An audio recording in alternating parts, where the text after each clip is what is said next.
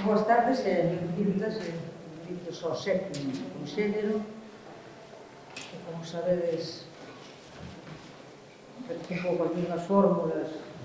En novembro tratamos de aspectos latentes ou evidentes da violencia contra as mulleres e tamén estamos de alguma maneira sétimo conxénero, 5 anos do movimento MeToo, que sabedes que foi algo que desencadeou unha serie de posibilidades para perder o medo á fala, a partillar, a contar, a debater determinadas experiencias que queríamos de alguma maneira celebrar entre todas as aspas esta decisión de poñer na área pública a diferentes situacións de violencia contra as mulleres.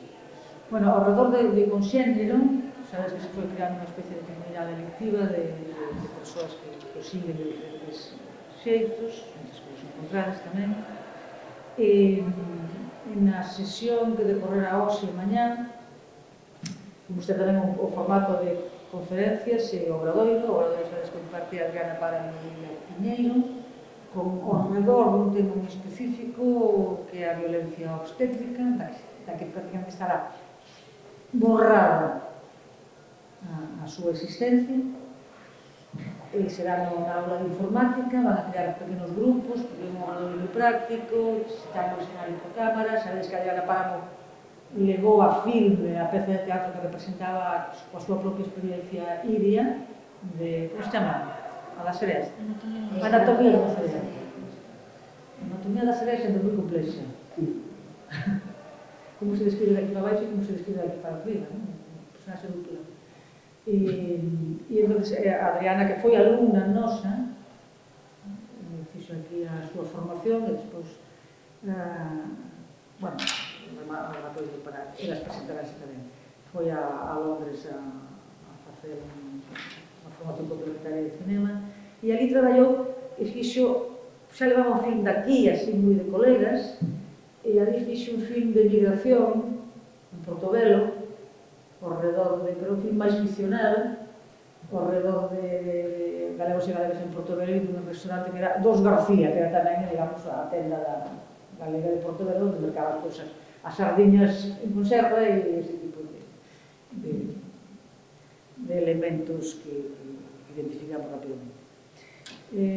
Nas conferencias, a primeira vai ser a de Itxaso, que despois presentará María Soliña. Itxaso é profesora na Universidade do País Vasco e, bueno, vai-nos a traer algo tan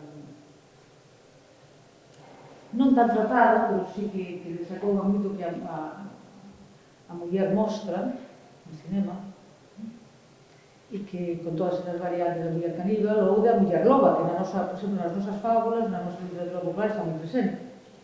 Non sei se escoitastes falar, por exemplo, nunha narración moi que se chama Xuventude de Pepa Loba, por exemplo, de Aurelio Miras Azor, un señor xa lexendario e que xa desapareceu, que era do Carballín.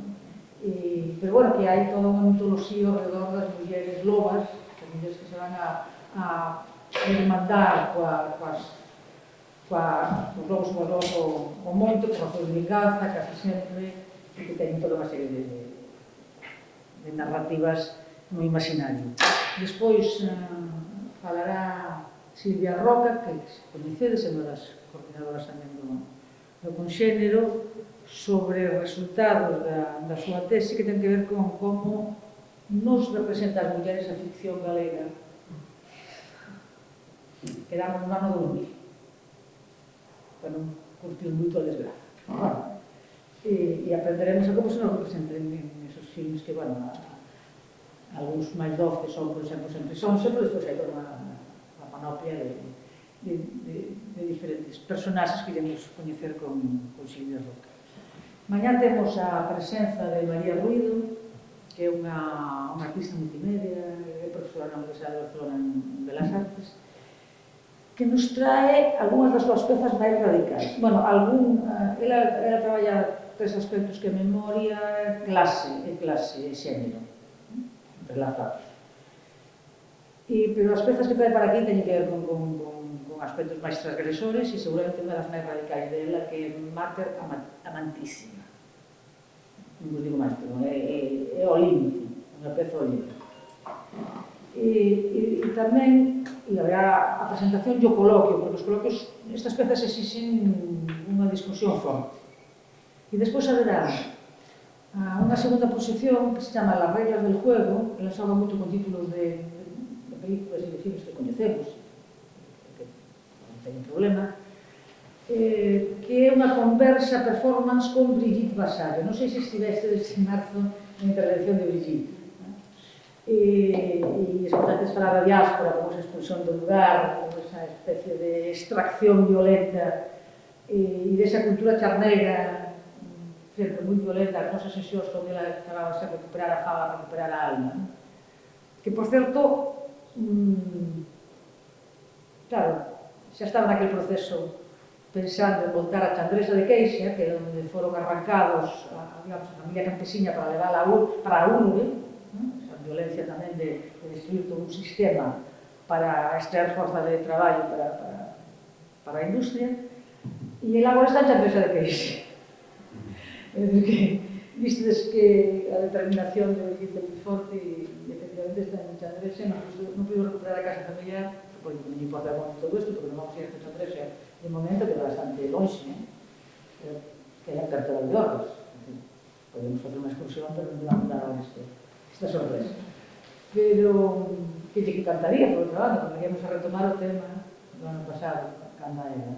Pero bueno, ídela hablar desta conversa en las reglas do juego con María Ruido, sobre precisamente o modo de performar o corpo e o xénero desde determinados actores e desde determinado campo.